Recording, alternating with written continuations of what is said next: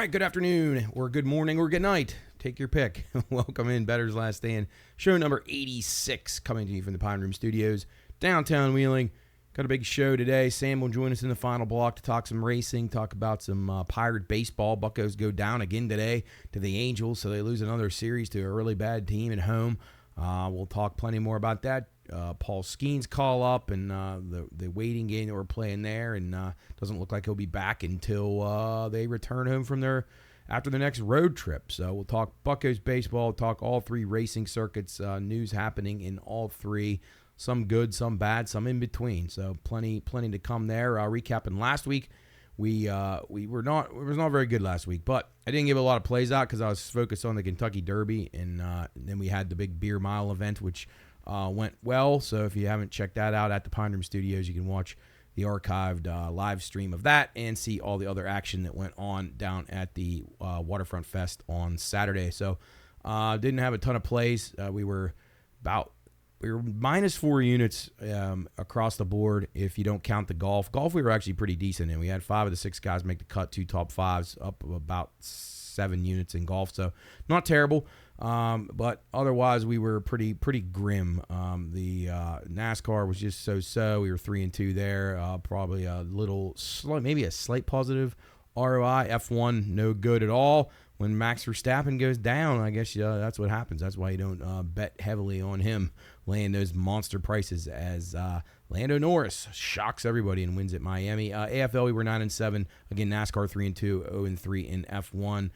Golf, 5 of 6 guys made the cut. Sam had a couple decent ones in racing as well. Ocon, a top 10, which paid well, and Alex Bowman, a top 10, which also paid pretty fairly as well. Overall, we would be just a touch above even if you added in the golf, but we'll just say for the sake of, for argument's sake, we were not good.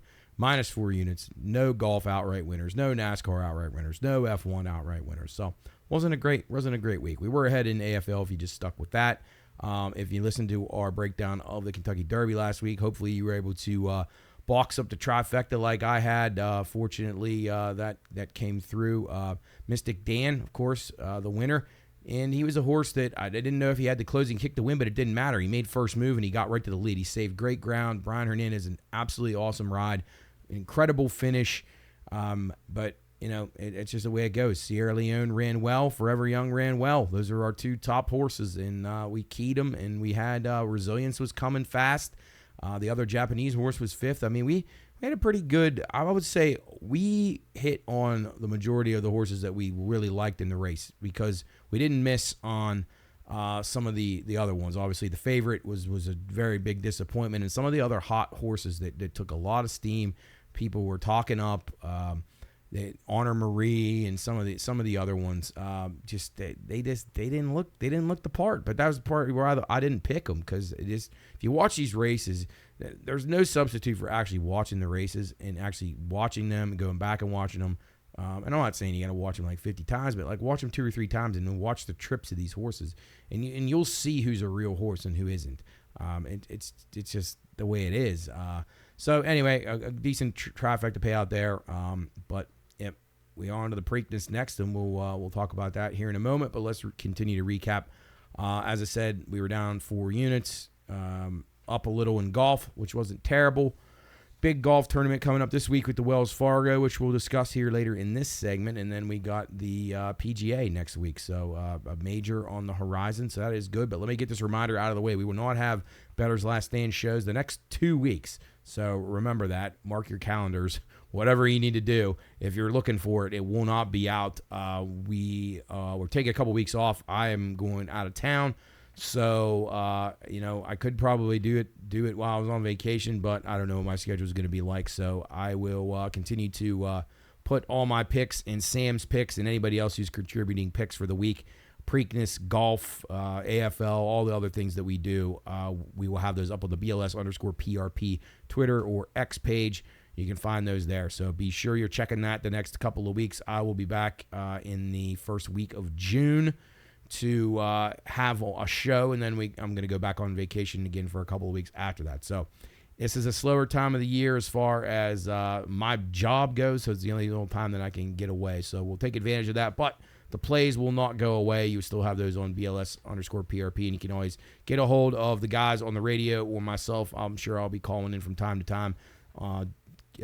Watchdog radio show, Pine Room on the Watchdog, on Monday, Tuesday, and Friday. So if you have questions, comments, anything you need to do, get it at us at BLS_PRP. Contact at thepineroompodcast.com. PineRoomStudios.com, our new website. You can message us there, or you can give us a call on the show. The text line's always open, so hit us up if you have any questions or anything that you think that you need a little bit more insight on that we don't get to over the next couple of weeks. Please feel free to reach out. Again, recapping the Kentucky Derby, it was a really good race, and we closed the book on another year of the beginning of the Triple Crown season, but we go on to Pimlico next week. The Derby was, as far as the handle goes in the United States, I think it was like $210 million or something like that, which to me seems low, but it was up 10% from last year. So it's good to see a little bit of a resurgence in horse racing. It was struggling a little bit. I thought maybe it would be a little bit better than that, but across the world, it still crushes us. And nonetheless, an improving trend there as we go into the Preakness next week. Have about 10 horses or so who are talking about being at the Preakness next week in Pimlico. I know Bob Baffert's sending 2. Muth, who would have been in the Kentucky Derby, would have been a serious contender and would have been one of the contenders on the front.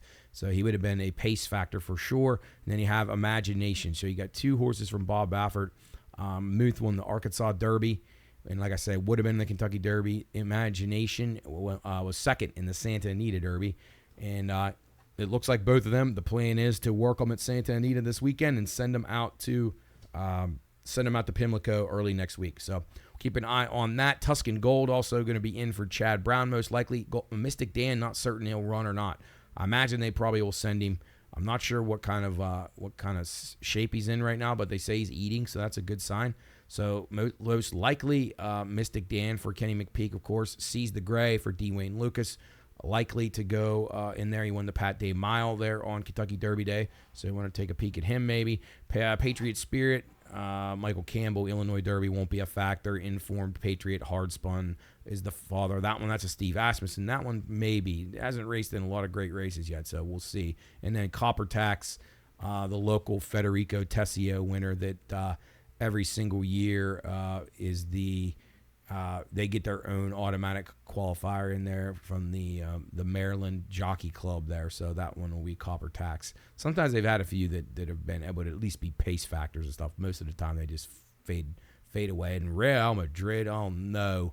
So that's not good. Bayern Munich scores 67th minute here. UEFA Champions League semifinal, second leg now. Barcelona. Real Madrid now trails 3-2 to Bayern Munich. Oh, no. So we actually have a future ticket on Real Madrid that we gave out a long time ago, a couple months ago, actually. Great goal. Jeez. But not done yet. All they need to do is tie it up, get it to extra time, and then we can hopefully win. Santiago Bernabeu rocking right now, but now it just went dead silent. Antonio Rudiger, oh, jeez. He couldn't make the play against his old team. Oh boy. Yeah. So anyway, that was a live ticket that we do have, but we're not looking very good right now. Dortmund wins yesterday against PSG to advance to the finals. Though they will await the winner of this one. Dortmund, much the best there. Most people thought PSG would crush them, but if you look at Dortmund, they had a young team, they had a hungry team, and they were just the better side in both of those legs, and it showed. So, but congratulations to them. They're rebuilding their entire team again as Luka Modric comes on and replaces Toni Kroos. Let's see if Luka has a little magic left in him. But yeah, so Kentucky Derby in the books. On to the Preakness. We'll talk more about that. Bob Baffert's going to have a strong hand there. He's going to be very motivated as he's still banned in Kentucky. And he took it down last year with Johnny V. And what was the horse's name? It escapes me. But he was a front-end horse, got the lead pretty easily, and cruised on the victory, held on. We gave that one out here and on the radio show, so we keyed him on top and put some others in behind. So that was a good one if you remember that. On to the hockey playoffs. Interesting stuff here. Carolina falls down 2-0 to the Rangers last night. but not really surprising. That's 2 wins on home ice. Carolina probably could have won that game last night, just didn't get the goaltending they need. So now the Rangers in a good spot there, heading back to Carolina for Game 3 on Thursday. Then you got Panthers-Bruins tonight, game number 2. So by the time you hear this, that will be a decisive either 2-0 lead for the Bruins or a 1-1 series tied up. Florida looked like they were rusty in that first game. The Canucks and the Oilers start it off tonight, game number 1. And then last night also Dallas in our bad beats section. Let's just go right to that right now. Stars money line, puck line, or under in the game. My goodness, what a crusher. Dallas leads 3-0 at the end of 1, goes on to lose 4-3 in overtime. Nathan McKinnon ties it late. They win it in overtime. So Colorado, a team that's just very resilient, and their goaltending is stabilized now. And we thought they may be done, but no, they're not. They're not going anywhere. And then the under in the Bruins-Panthers game 1, 0-0 end of 1. 0-0 with 110 to go in the second period. And you're thinking, oh, I got this halfway through the game, and you haven't even given up 1 goal towards that 4.5 middle line there on the total. Oh, and an incredible goal by Real Madrid if this isn't offside. Absolutely incredible off a set piece, change of direction. Hopefully Vinicius Jr. got this because I bet him to score a goal, but this is absolutely incredible. And Josh Kimmich is grabbing his head like he got shot, and I don't know. Oh, Harry Kane. Shut up, Harry Kane. Quit crying. God, Harry Kane's one of the most unlikable soccer players, at least on the field. Apparently off the field, he's a pretty good guy, but we'll see what happens here. Bayern Munich is crying bloody murder right now, like their guy got wounded in battle. But I think he really just got probably a friendly fire elbow from somebody, but it had nothing to do with the goal, so I really don't know. So anyway, set piece, corner kick, played out to the top of the box, drilled in, goes right through the entire Bayern Munich team. That's a dive. It's an absolute dive. Yeah, that's total fake job. And shame on Bayern Munich for perpetrating that. That is a terrible, terrible, terrible falsification. Well, this referee's got his hands full now. This is getting out of control. Both sides, the benches are clear. This wasn't even anything. This was nothing. This was a guy got his hands kind of high around the neck area of a player. But the guy's got a bear hug on him, so he's just fighting him off. That is a total dive. If they take the goal away, it's going to be shameful. And even more shameful is that this guy just dove like that. Absolutely ridiculous. Anyway, back to business. Hockey playoffs raging on right now. We're into the second round, and the series are starting to heat up. Boston and Florida, and what's going to be a great series. The Rangers and the Hurricanes. The winners of those will obviously meet in the Eastern Conference Finals. Colorado and Dallas. Great game last night to come from behind win by the Colorado Avalanche. And then the Oilers and Canucks start off in the Battle of Canada. They take the goal away from Real Madrid, which is just absolutely awful. Really, really, really bad call here. Oh, my. Absolutely terrible. Absolutely terrible. Boy, oh boy. That really burns me up because this dude absolutely took a dive here and he just got rewarded for it. That's why people don't like soccer, I guess. So, that's a tough one. NBA playoffs moving on. Just total garbage. These games aren't even close. They're blowouts every night. The point spreads don't matter at all. They're just I don't know how anybody watches them. Oklahoma City Thunder win the other night. Celtics destroy the Cavaliers. Nuggets down 2-0. That one's an interesting one, but again, 2 blowouts in these games. So there's no buzzer beaters. There's no last-second possessions. Very little intrigue in any of these games, other than maybe that Philadelphia and New York series. But really, really overhyped. Favorites 27-20 so far in the NHL playoffs. 24-23. 24-23 to the over so far in the NHL playoffs. In the NBA playoffs, favorites 32-16 straight up, 25-23 ATS. The unders now 24-24. Those started out pretty hot, not anymore. And then home teams 31-17 straight up. So the home teams are getting it done, and they're actually covering and they're winning obviously on the money line.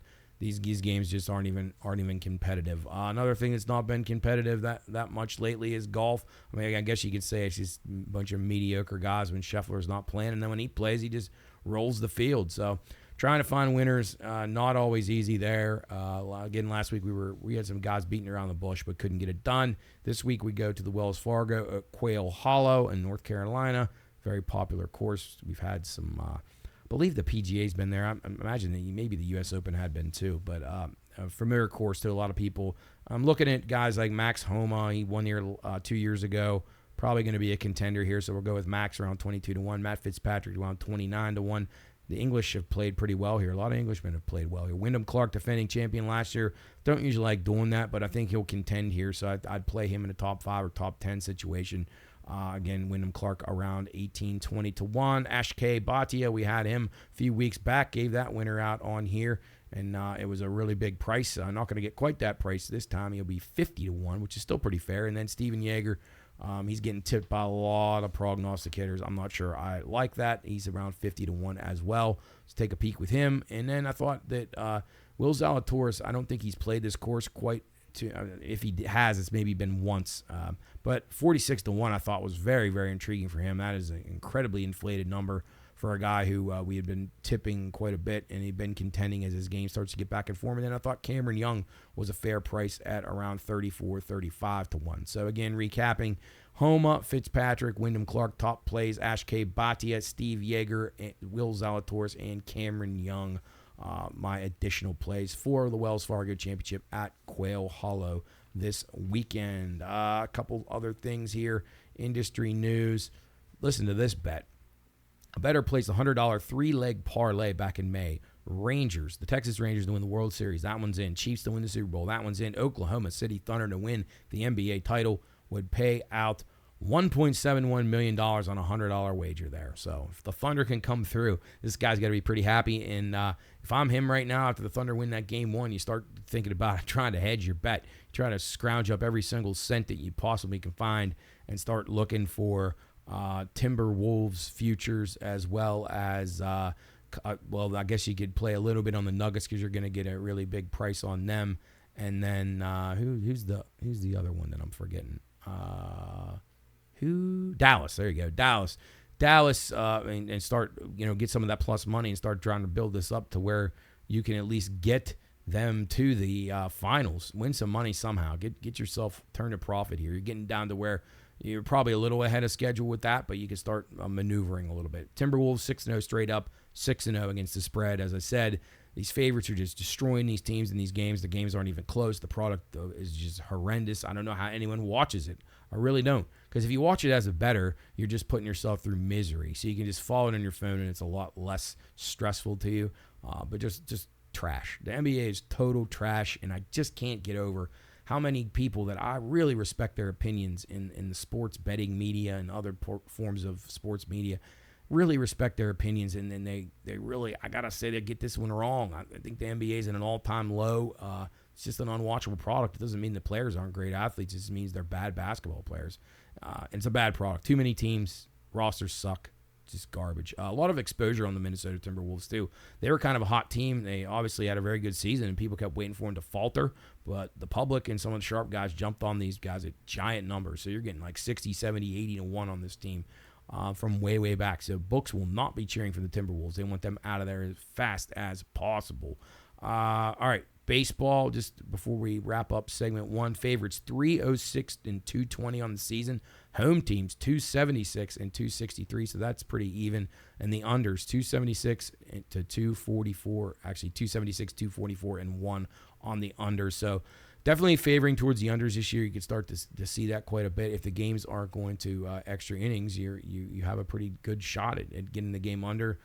Be curious to see the first 5 numbers, how the first 5 unders versus the late game, last 4 inning overs, which are probably are a little bit up there because of the bullpens of some of these teams. But fascinating stuff. You always want to dive into these numbers whenever you're going to try to make plays. And the baseball betting has been going very, very well for me. I'm almost tempted to put these on a daily basis. I haven't quite done that yet, and I probably wish I would have last week because it was I was on a run there at one point. I think I'd won 27 of 30 bets, and that's just unthinkable in baseball. But like I said before on here, I've completely went away from playing teams, sides.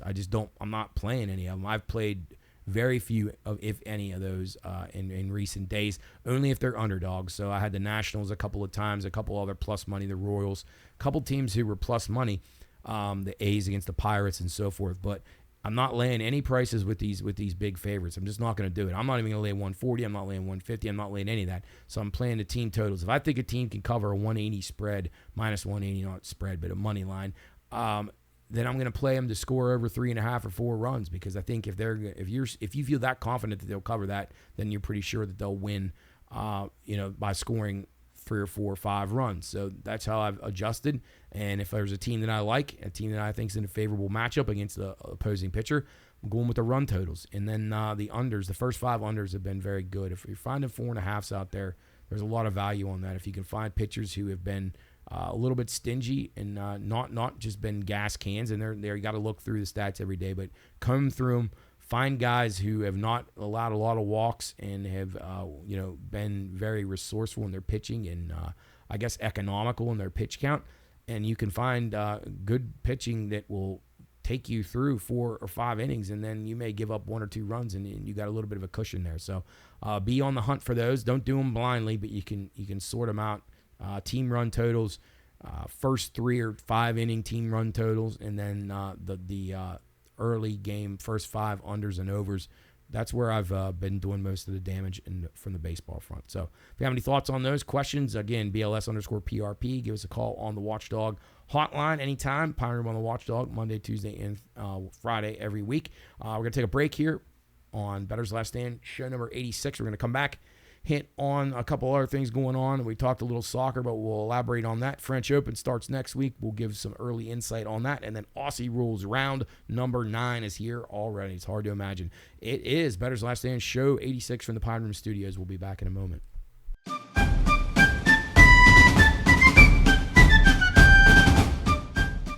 Reminder, this show is for informational and entertainment purposes only. All wagering activities should only be conducted by those 21 years of age or older and within the confines of federal, state, and local law. If you or someone you know has a gambling problem, contact 1-800-GAMBLER. That's 1-800-426-2537. All right, men, load the cannons and hold the line. You're listening to Bettor's Last Stand.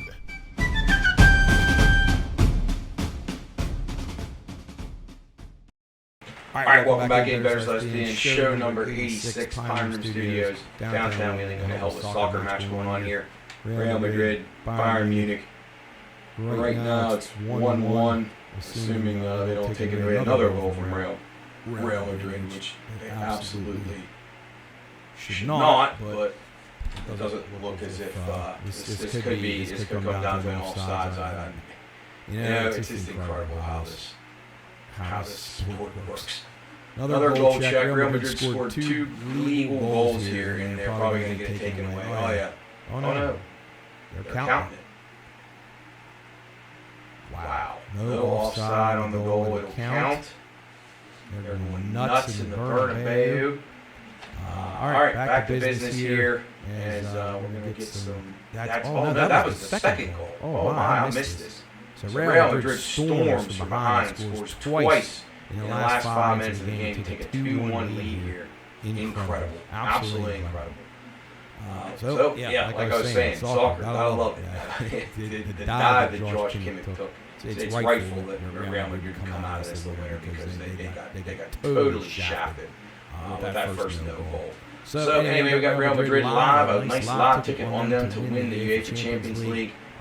Looking forward to having a shot at that one. We'll probably get a hedging opportunity too, because we'll be going up against Dortmund, who's a good team, but they will definitely be a plus price in this matchup should Real Madrid hang on here. 7 minutes of stoppage time plus all the time to put through that goal. So you're going to get at least another 10-12 minutes here, and Bayern Munich will not be finished yet. Premier League race down to 2 teams now. Liverpool has kind of crashed out of things, and Man City and Arsenal. It's basically a 2-horse race as we head down to, I believe, most of the teams have 2 matches left, a couple have 3 matches left. Should be exciting. All right, French Open tennis is upon us next week. I won't be here to talk about it, so we're going to get it going right now. Talk a little bit about the French Open clay court season starts. Obviously, it's been a little bit of time since we had the Australian Open, the first major of the season. And the biggest story right now is Novak Djokovic, who is looking as I don't want to say feeble, but he's vulnerable for the first time in over a decade right now. Easily, a decade plus. Just his career's been amazing. And we were on him heavy last year in the French Open, got the job done, gave that winner out right here on the show. And I'm not sure we can go back to him right now. He just hasn't played enough tennis right now. Would I ever say discount him? No. But getting a little bit worried. He's only played 4 clay court matches so far this year. He's 3-1 in those matches, which is, it's fine, but it's just not enough tennis right now for me to recommend him. Yannick Sinner, who's among one of the favorites. Alcaraz comes in, Carlos Alcaraz. Carlitos Alcaraz plus 140 to win the event. He's 5-3 on clay this year. He made the semifinals, I believe, last year, and then Djokovic took care of him. Yannick Sinner, who's coming in here with a potential hip injury, so he had been playing the best tennis of anybody in recent months. Won the Australian Open, which I was against them. I got to be honest. I had Zverev in the final. I had Djokovic. Just didn't work out for us there. Sinner has gotten a little bit better. I will agree with that. But to me, he's a little bit vulnerable physically. So again, it shows here. So he's potentially injured here. So you're gonna have to keep an eye on him at a plus 350. I can't recommend the bet on Yannick Sinner with a potential injury looming as it is with him. So keep an eye on that. Again, I'll post all these BLS Motorsport PRP on my official picks. But again, Alcaraz, Sinner, Djokovic among your favorites. A couple of guys that I think warrant a little bit of a look here. Alexander Zverev, who's played very well on clay. He's played 4-3 on the season. Had a lot of nice, good losses to Tsitsipas. It was a good match. He's made it to the finals of the French Open once and made pretty far last year, coming off a really bad ankle injury. So I think he could be a little bit of a dark horse in there. If Sinner goes out and Djokovic isn't his best, Nadal's trying to come back off injury. I'm not sure he's going to be fit. He's 5-1. That's way too short for him. Hasn't played enough tennis at all. Alcaraz plus 140. Excuse me. He hasn't been very healthy this year either. So you got some vulnerable favorites. So that's when a guy like Zverev maybe steps up and gets his first major. Definitely Tsitsipas, the guy I mentioned, playing great clay court tennis right now. He's 12-1. He's 10-2 on the season on the clay. I really like him a lot. I think you can get value on him, and I think depending on the draw, obviously a lot of this depends on the draw. He can draw out one of these vulnerable guys as the number one, or he's an equal seed or close to an equal seed with them.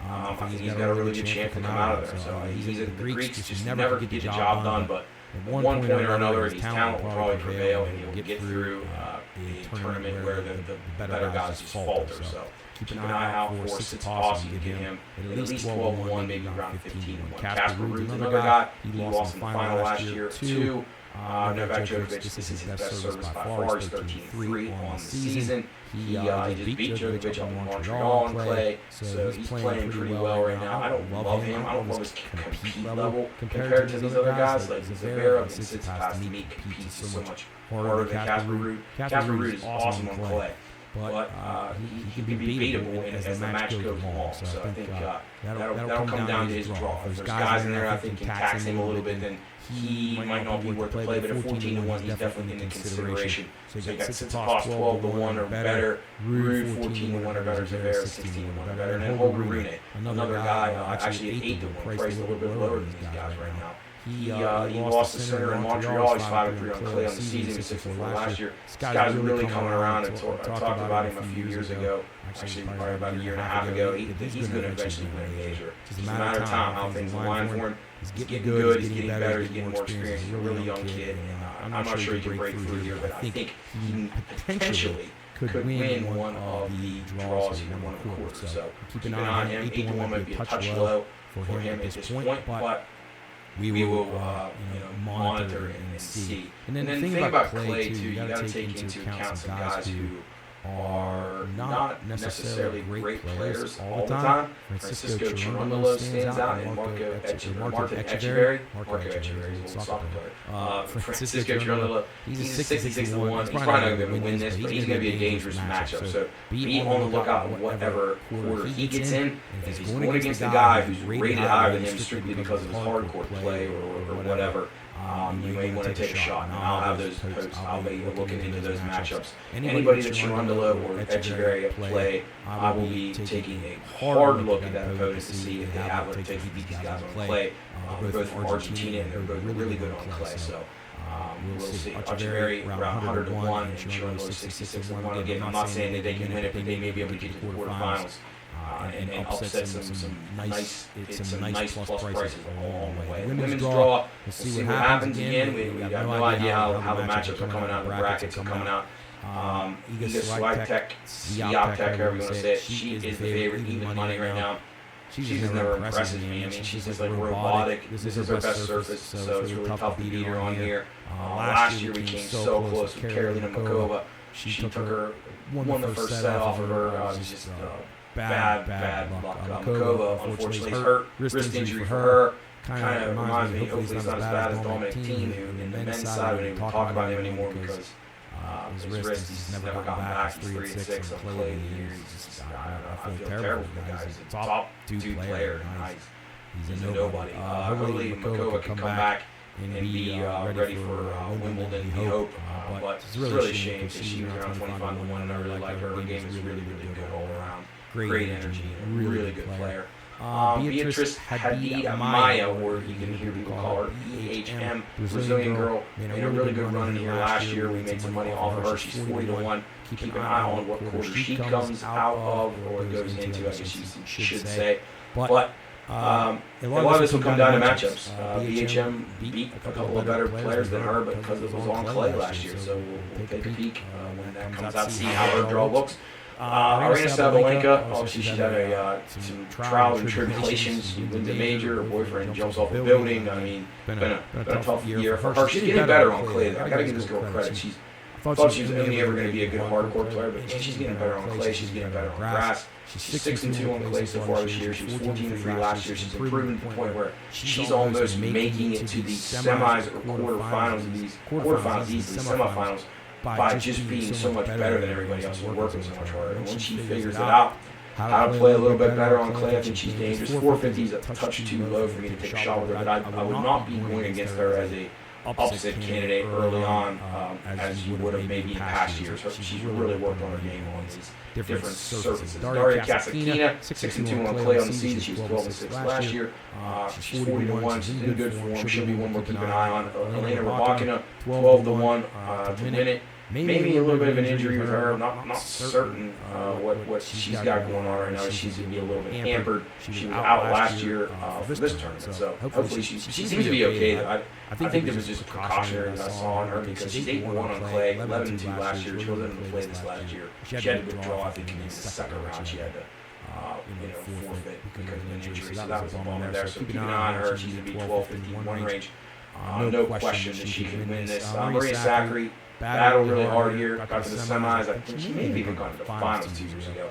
But we just can't trust her anymore. She's 7-3 on clay, 40 to 1. At some point she'll win one of these, and I'll pull for her. But I can't recommend her at that low price. The one really interesting one for me in the ladies' draw is Miriam Greenberg. She's like a teenager, and I mean a young teenager. I have no idea how she's doing what she's doing. She made great runs in the Australian Open, in the US Open last year at like 14 or 15 years old. Her body hasn't even matured at all yet, but she's really good. She's going to win a major, and it's going to be quicker than we really think. She's 6-3 on clay on the season. She was 23-4 on clay last year and made a really nice run to the quarterfinals. 16-1. Touch low, but I'm definitely keeping an eye on her. This girl is extremely talented. And if you just want to see the epitome of heart and soul and a competitor, and a girl who's playing the game that she loves, like for that, and not for money, and not for status or anything like that. You can still see that young innocence in Miriam. So flipping on, watch her play. She's awesome, and I think she's going to be very, very dangerous in this tournament. And if she's not quite ready to win this, I wouldn't expect her to win, but she's probably going to make a threatening run, and it won't be too long before she does what she is set out to do her entire life and compete on the Grand Slam level as Real Madrid. Oh boy. Interesting thing here now, Bayern Munich is offside though. Clearly offside. Bayern Munich scored, but they had two guys that were actually offside here.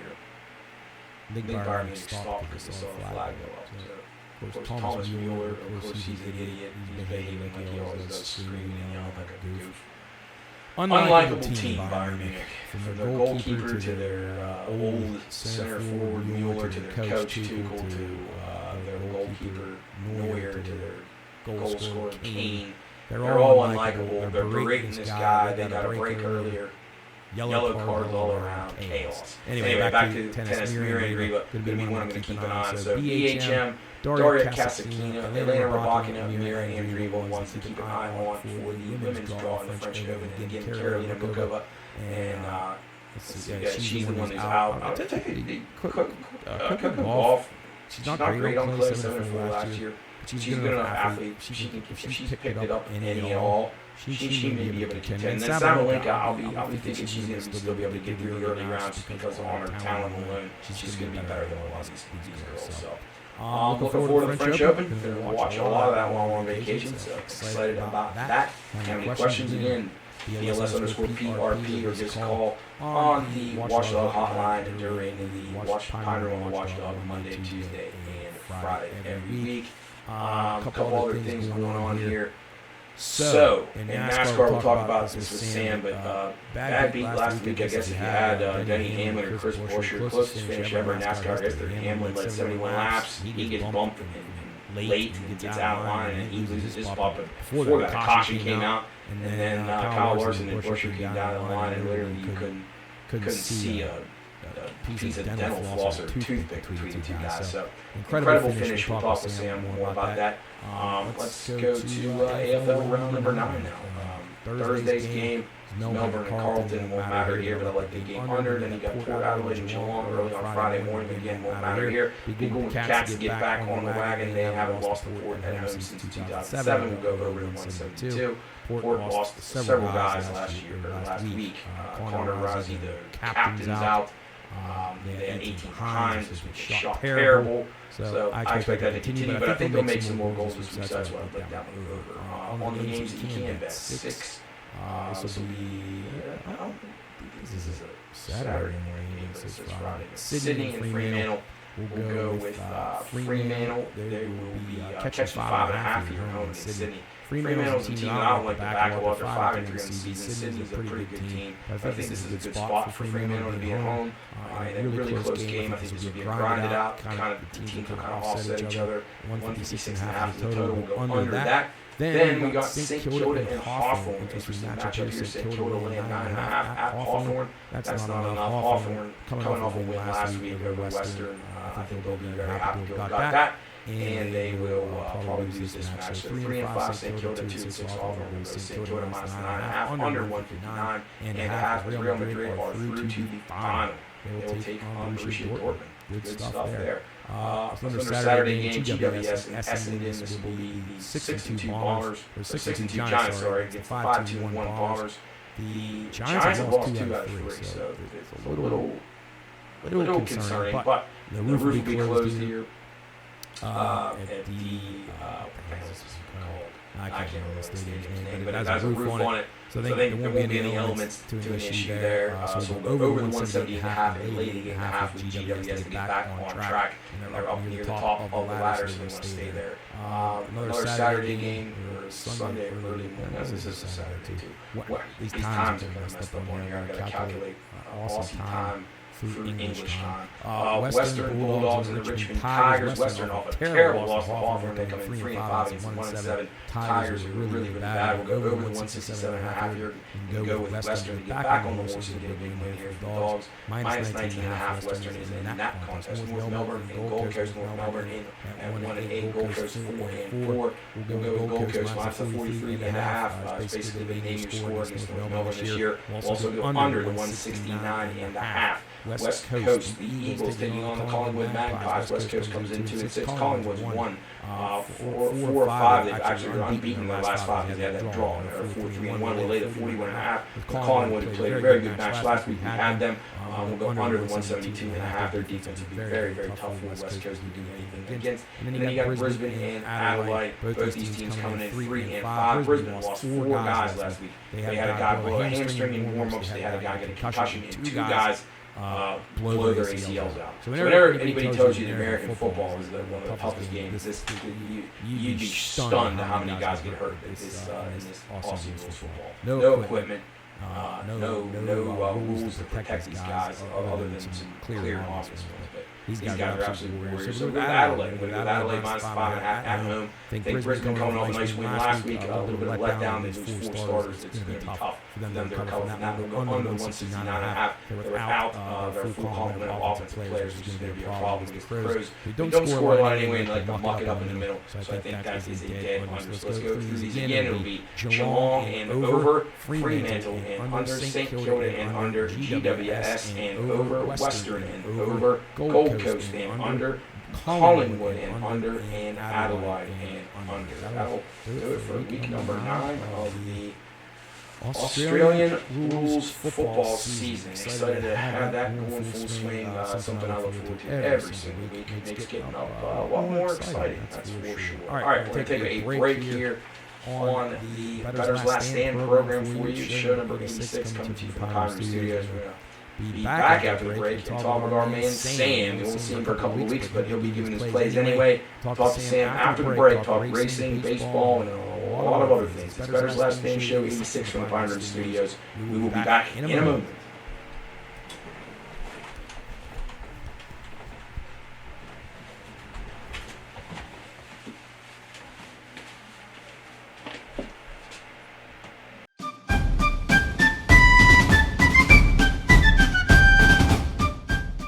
Reminder, this show is for informational and entertainment purposes only. All wagering activities should only be conducted by those 21 years of age or older and within the confines of federal, state, and local law. If you or someone you know has a gambling problem, contact 1-800-GAMBLER. That's 1-800-426-2537. All right, men, load the cannons and hold the line. You're listening to Bettor's Last Stand.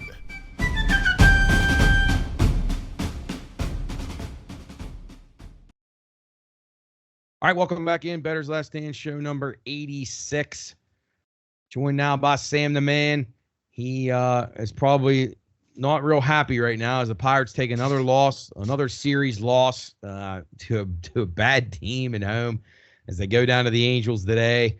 Sam, welcome to the program to talk. Before we get to the racing and all that stuff, let's get right to the business of the day, and that's the Pirates and the debacle the last 2 days again, and then the Skeens news. It's just not been a good week for Pirate fans.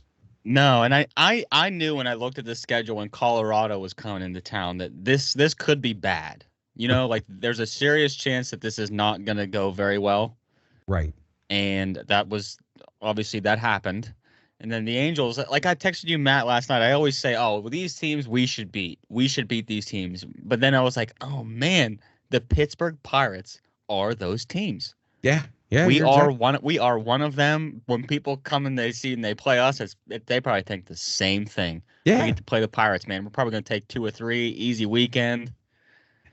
I think there's so much truth in that. I think you see teams like the A's, the Rockies, and the Angels saying, you know, we're not going to get a ton of wins this year, but we can play with this team. We're on the same level as the Pirates. So there's a winnable games of those teams, and it looks like they're a little bit more focused, whereas the Pirates just look so baffled at the plate. Sawinski, I mean, these guys just look like they have no clue on what the hell's going to happen up there. They look so off balance and just out of sync. It's terrible. It is terrible, and it's starting to really hit me that we just do not have a superstar on this team. Anybody that stands out, that especially that's paid, you know, the high amounts that they are for our payroll. Yeah, they are not getting it done in any way, shape, or form. And the superstar that may be there on the horizon is still in AAA. They didn't like the way he came out of the 4-day rest start on Sunday, so he's scheduled to have another start down in Indy, and now you know that he won't be called up until the next homestand now, because you know they finished 3 here at home this weekend and then go out on a road trip. So he's not going to be up before that. Wouldn't you agree? Yeah, and then you got O'Neal Cruz. He's the MLB leader in errors right now, which is great. You love that. I'm Matt. I don't know. I don't know what's happening. We have better players and we're just off to a worse start. Yeah, it's I don't know. It's everything. You're right. It's hard to even to speculate because it's just everything you could imagine that goes wrong. It does for this team. Do you think, them, Matt, that they'll get 30,000 on Saturday for Skeens? Do you think that they hit that point where like, man, there's so many? I've seen so many seats at these games when they have them on TV. It's like, do we need to fill the ballpark for Skeens one time? Yeah, I mean, I imagine it. Yeah, I mean, I think he'd be the only thing that could fill that park. Honestly, that's it. That's the only thing. Like that's why I don't. Like he'll probably never pitch a road game in his life, but every game will be at home. Honestly, he might be the first pitcher to have like 10 days rest because he's not at any home games. We don't want him thrown on the road because then that means we might come home and he might not get a start, so we can't take that chance. Oh my. Anyway, another lost series in the books for the Pirates. Let's move on to more promising things here. We had the closest finish in the history of NASCAR Cup racing last week. Amazing finish. Kyle Larson edges out Chris Buescher to take the Advent Health 400 at Kansas Speedway. This race had a lot of action in it. It had good racing. It had a lot of passing. It had some wrecks. It had some untimely cautions. It had it all. I thought overall this was probably one of the better races that I've ever seen at Kansas, but that also proves that this new car, for some of the problems that it has had, it is a pretty great car as far as competition goes. Yeah, I agree. And I was very worried that the Kansas race was just going to get totally lost with all the sports that were going on, and they got blessed by that rain delay. Yes, it did. And it carried that Sunday night, and it was perfect, man. It was perfect. And when I saw the articles and, everything, you wake up, you see the finish and stuff, and it really was the closest finish ever. It was like, damn, man. At Kansas, of all places, I would have never thought this is where the closest finish in NASCAR history would take place. Yeah, no, I know. You figured, especially with some of those ones that we've had at Talladega recently, and seriously, like this was right up there. Overall, I mean, I thought there were several cars that at any point of the race had a shot to win. Obviously, Denny Hamlin probably took the worst luck of it all with the late caution. It looks like he was going to win. I thought Ross Chastain had a good enough car to win at one point. I thought Kyle Busch was knocking on the door, but not quite there. And then obviously Buescher and Larson both in the mix. What were your observations amongst some of those guys? I love seeing Buescher up there. Buescher's been pretty quiet this season, and I didn't think last year was a fluke. I thought he was a pretty damn good driver, and I'm glad to see him in particular because Brad's been up pretty good this year. Brad's been pretty solid, but it was nice to see the other half of that team get up towards the front and stay up there. Yeah, well, perhaps some momentum is kicking in for the RFK boys as we head to Darlington. This is a tricky track. A lot of times track history means a lot at this place. Some drivers really have horrible numbers here. A lot of times it's one of those tracks where you're just kind of snake bit when you're out there if you don't like it. And we got a lot of contenders here. Obviously, Larson and Hamlin among those at the top of the list. But I was trying to go a little bit deeper down the pool here. I considered William Byron, but I don't know. I'm a little bit worried about him. He's kind of went into a little lull, as you mentioned last week. It's like he's already in. It's like maybe last year he thought like he made his move too early, like he kept winning all those races, and then when it came championship time, he didn't have the edge that he probably needed. So maybe that worked against him. Maybe it's just a different mindset for his team. I think he's a contender here, around 7.5 to 1.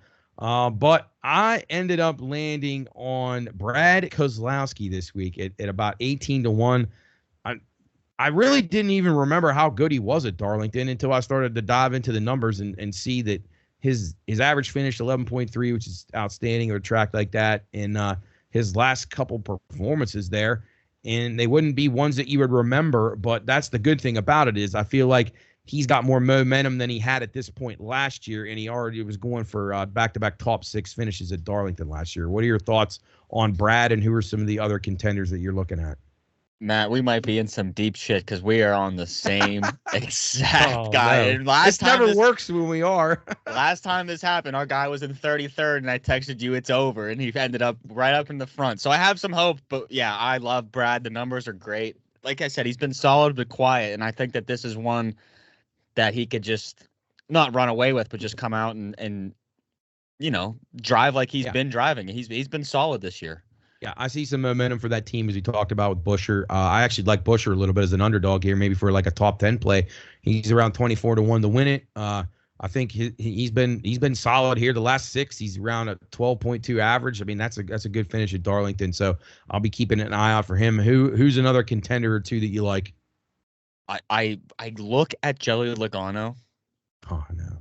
But there's just something about it that I'm like, man, these Fords have been so off this year. His number's good, and he's been good in the past, but I shied away from it. But Ross Chastain is another one that sticks out to me that I think that he's been up there these last couple of races, and I think they're starting to get into the other gear because your teammate's in and you're not so far. Yes. So I think that it's like, hey, man, we put all this money into you. You're kind of our number one guy. Let's make it your number one guy. Yeah, Chastain was my second choice, too. So I had Keselowski, Chastain, and Elliott as my top 3, and then Byron if he had a little bit better of a price, but I didn't love his form. Totally with you on Chastain. I see the momentum trending in the right direction. He led some laps last week, had some bad luck, but that usually means a sign of a guy that's knocking on the door. And this kind of track suits him, just being the aggressive style of driver that he is. He's led a lot of laps here in the past, which is a good sign also. So I think if he qualifies well, I expect him to be an absolute contender on Sunday. Back to Logano.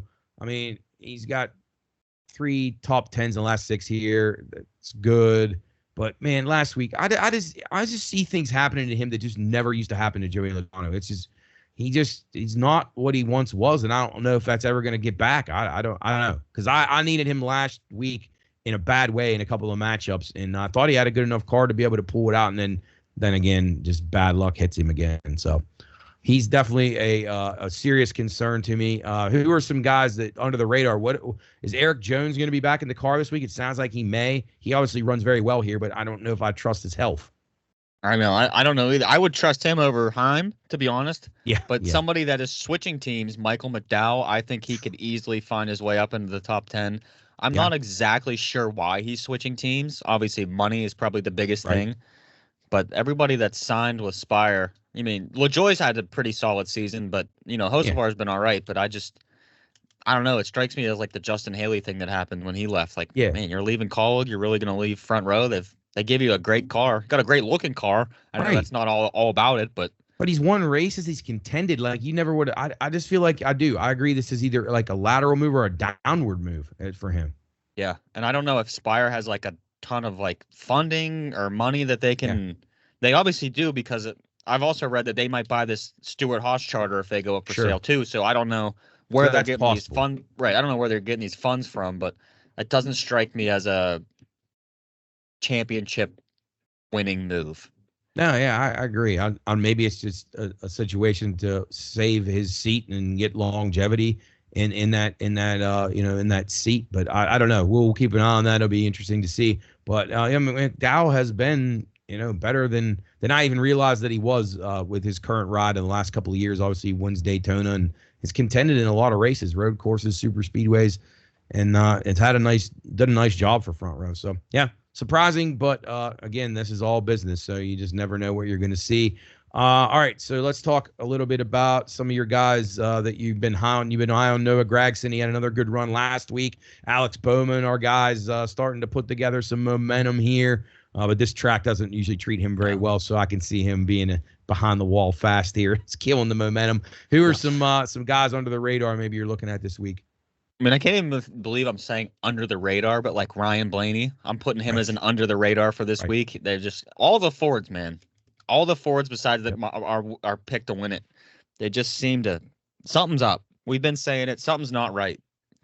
No, you're right about that. That's what is right. You are right about that. And it is like it's almost like RFK is the only stable Ford team. I mean, not that they're winning races, but they're the only two that I feel like the drivers are competing well enough to even be in the mix to win. Obviously, Busher could have easily won. Brad could have easily won the week at Talladega. I mean, these guys are knocking on the door. Blaney's been okay because I can't fault him. He's just the model of consistency. He really is. You just kind of forget about him out there. But the rest of these guys all have been terrible.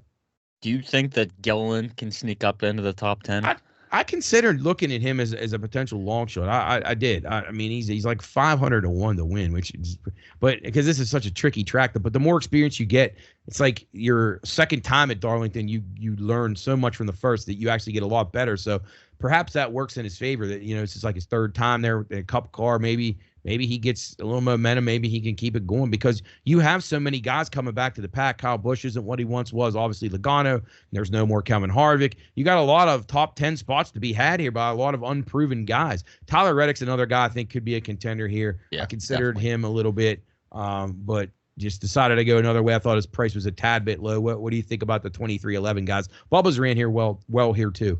Yeah, I think that I was looking at Reddick also. I definitely find him to be obviously the superior driver on that team. I would pick him to finish higher than Bubba, but Bubba gets those leads, Matt, or he gets in those top 10s, and he sees red, and he's in the wall. The same old. I want him to do well because I love how aggressive he is. I think that's great, but if you can't contain it and keep the car intact towards, for the green or white checkered, it's pointless. Or at least the overtime play. Right, or the like 5 overtimes you get. Every race goes to overtime now, which I guess is kind of exciting for people. Let me ask you about these. Like last spring here, we had a couple of one-offs here in the Todd Gilliland did run well here, which is good to see, and I think he is a good driver. But yeah, Justin Haley and Harrison Burton up in the top 10. What do you think about either of those guys' chances? We will not see Harrison Burton up in the top 10. There's just no way, Matt. He needs to go back to trucks or Xfinity.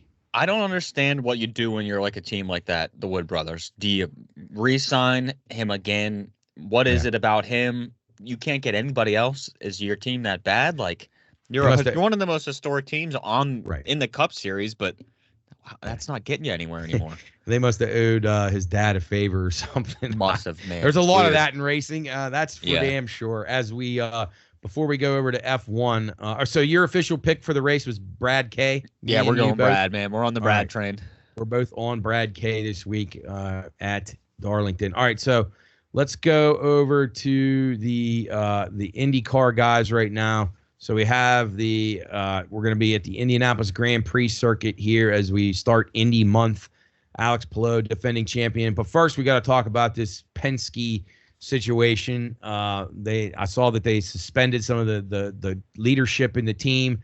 Cindric's dad, one of the ones, which is interesting. Austin Cindric, who races in the Cup Series, for those of you who don't follow it like we do, and his dad is the chief engineering officer for Penske Racing, and that's quite interesting. Sounds like Roger was kind of pissed about these guys cheating, but then again, maybe that was just a front. What are your thoughts on that? I think somebody that was high up enough knew. Right. This wasn't like a little secret. I think that was kept between everybody. And I find it odd that the other drivers, like McLaughlin and Power, knew they had it but didn't use it. Right. But Newgarden did. Yeah. I think that's odd, and nothing's still added up. I think Newgarden is a total cheater. I really do. It makes me question him winning all the races. It makes me question everything because it's like this happened. They had to make the technology to figure this out because they noticed something weird in the data. So it's like I don't know if they got away with it as long as they could until they got caught, but I don't trust anything that they say. And it's a shame. Fair. It's so odd that Penske owns IndyCar too, and like a lot of the tracks. It's so weird to me, the dilemma now. Yeah, sure is. What a mess there. For a competitive race circuit, they've really created quite a mess now in a cloud of suspicion over top of the races as we head to Indianapolis. And that's going to be the talk of the Indianapolis Motor Speedway for the next several weeks as we have the road race this week and then 2 weeks until the 500. What are your thoughts on this race? I mean, Alex Palou won last year. He led 54 laps. Couple guys, Pato O'Ward ran well. Alexander Rossi ran well. Christian Lundgaard ran well. Felix Rosenqvist had a top 5 for McLaren. Any early thoughts on this race? Anybody stick out to you that may be worth a play other than Stingray robbed to crash? Right, Stingray robbed to crash. Rinus VeeKay and to be nowhere. If you could bet that, I'd bet that. But you can't. That's kind of finishing position bet. Lower than 20. Right, that's kind of a personal one. But honestly, Matt, I think like the names that always stick out, the Dixons, Powers, even like an Alexander Rossi. I think that he can run very well, but Something about Marcus Ericsson. He always sticks out to me. I think he is a great driver. I really do. And it always comes back to when he won the Indy 500, the way he had to battle to keep the lead when he was driving for Ganassi. Like, that was one of my favorite racing things that I've ever watched live. And I think he's super talented. So my gut says Marcus Ericsson. All right. I like that pick a lot. And I like that. I'll like that in a few weeks probably too. Because, that Indy 500 day, he got the job done. And I was on him that day. So I was pretty excited about that winner. So that was a nerve-wracking one, eh? Yes. Oh, boy. Yeah. I was sweating quite a bit there. All right. So let's recap the F1 boys. Last week, Lando Norris surprises the world and takes out Max Verstappen in the Grand Prix of Miami. What were your thoughts on this one? That was kind of a stunner, but it was good for the circuit, I would say.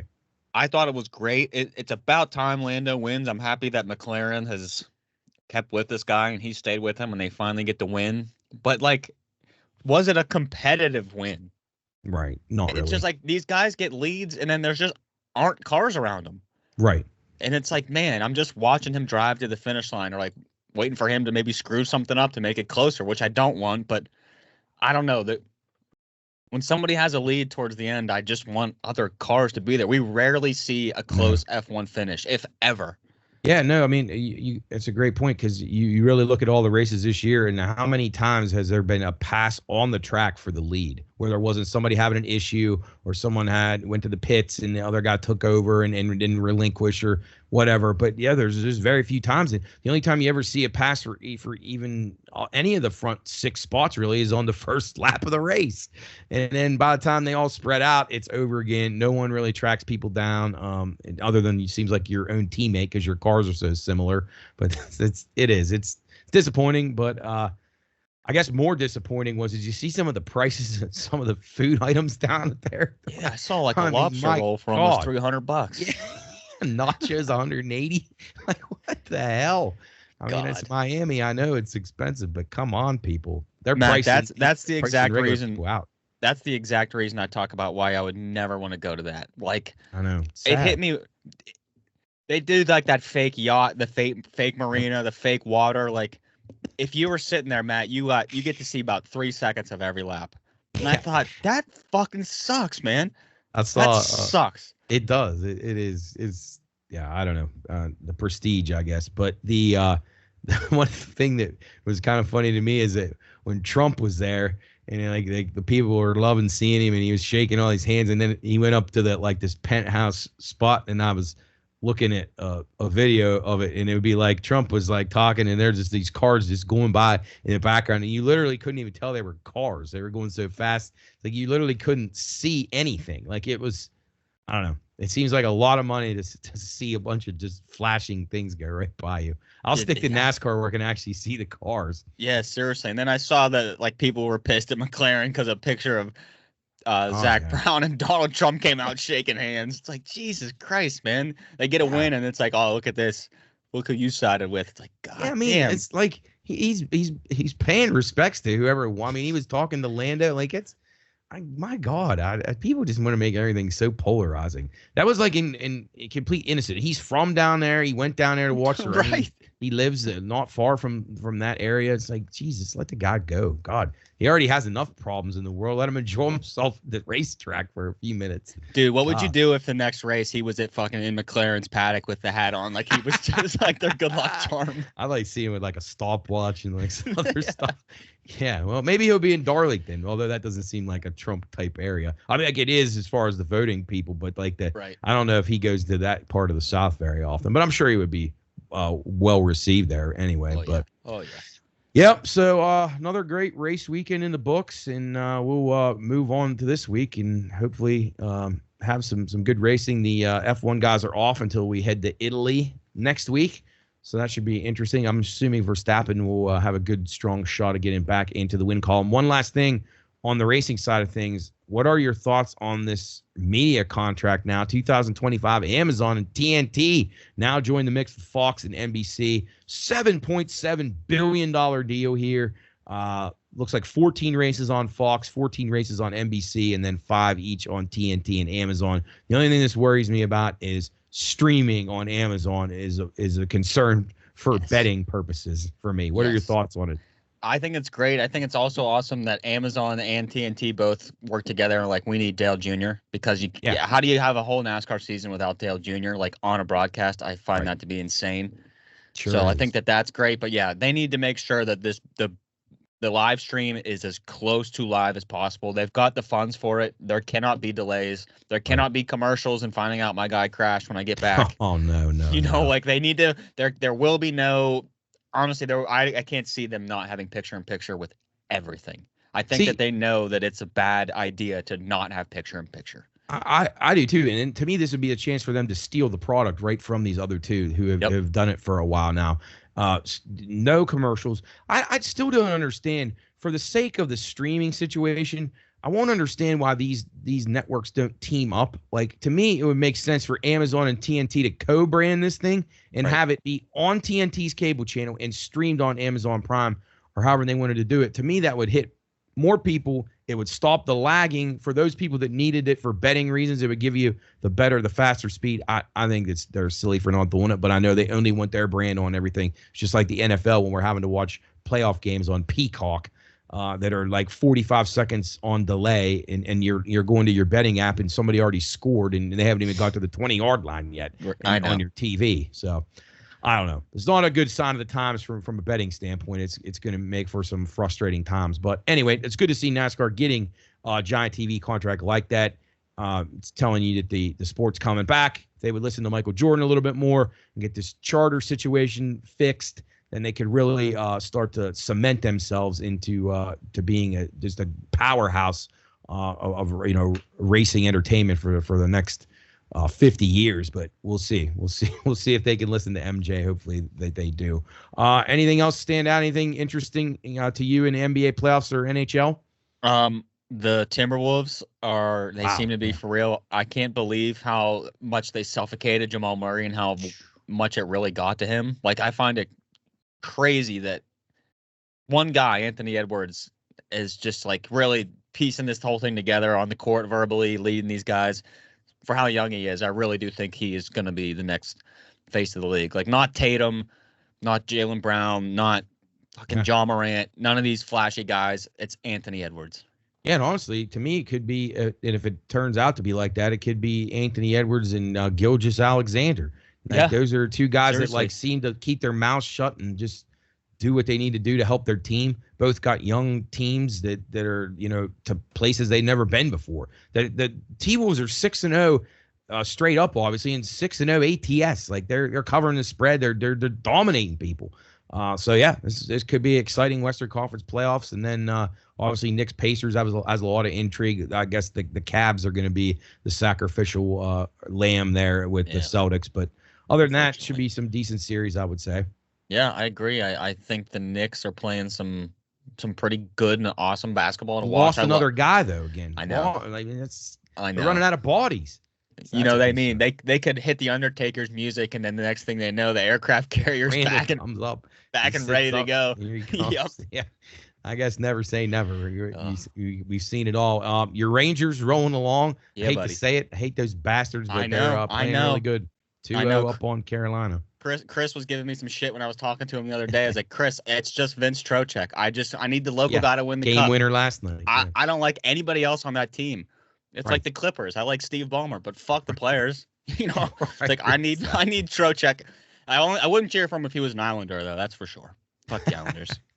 Well said. All right, Sam. Thanks for everything. We'll see you next week before I take my vacation break, and we're off for a couple of weeks. So thanks for joining us, buddy. As always, we'll talk to you soon. Absolutely. Go Bucks. All right. That's Sam the man. And I messed up earlier. I said next week we wouldn't have a show. We will have one next week. I'm leaving after the show next week. So we'll have a show next week. We won't have a show the 2 following weeks after that. So sorry about that. Anyway, that'll do it for Bettor's Last Stand, show number 86. We'll have show number 87 back here next week, and then 2 weeks off for vacation. Appreciate all the sponsors. Appreciate everybody that came out for the Beer Mile on Saturday. We will see you next week in the Pine Room on the Watchdog and right here on Bettor's Last Stand. Have a great weekend.